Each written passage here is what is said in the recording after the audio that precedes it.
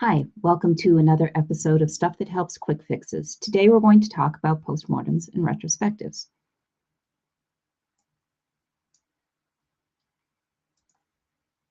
So, before I put up the next slide, and there is only one slide, I wanted to talk real quickly about the difference between postmortems and retrospectives, which is nothing.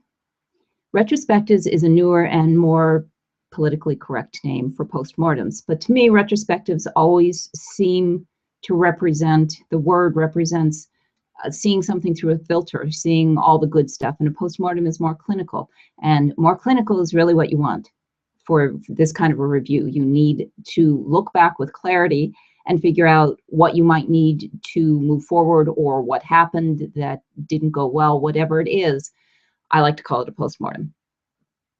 But you typically have these at the end of a project, and they're often associated with projects, but you can actually use these techniques for pretty much anything where you had an event and you wanted to get some more information about it. So let's go back and let me get you a little more information.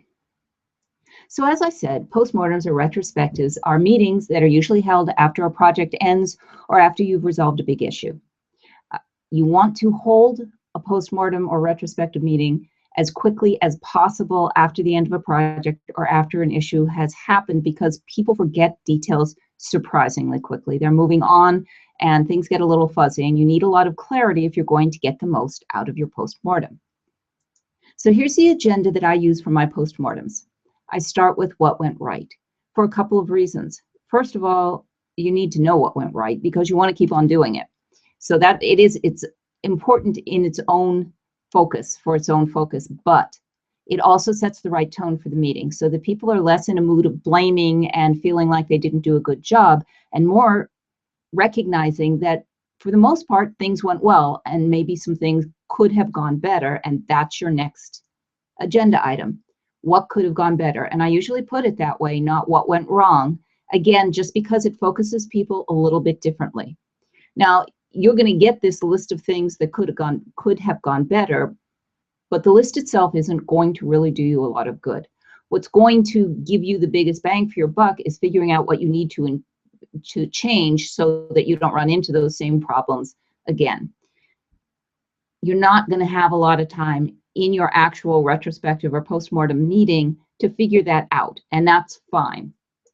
But you don't want to lose it. So what you do before you leave the meeting, make sure that every important item in what could have gone better is assigned to someone to go out and research and come back with a proposal for how to make it better. Not only that, but you want a date for them to come back with a proposal, and then you as the project manager need to follow up. Otherwise, you will find that most of your postmortems are going to look exactly like each other because you didn't change anything, so you didn't fix it. So that's really important.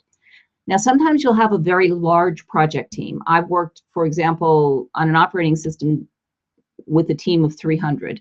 You cannot put 300 people in a room and think you're going to get anything really useful out of it. So here's what you do so that everyone's input is included. If you have this extended team, you will have sub-teams. So each one of those teams need to have their own postmortem meeting before the main event, and they should document the results. And this does a couple of things. It gets everybody's input,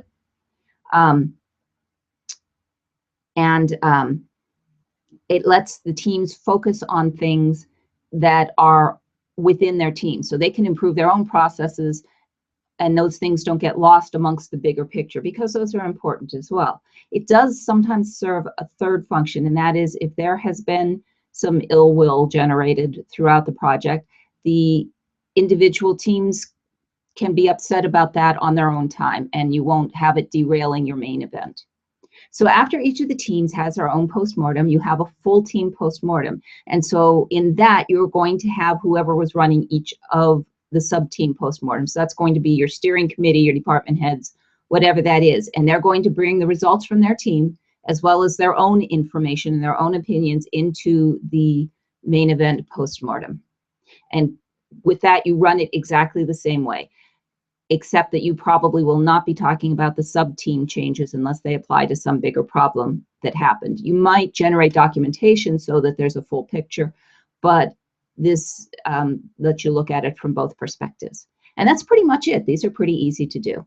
Good luck, and I hope it helps.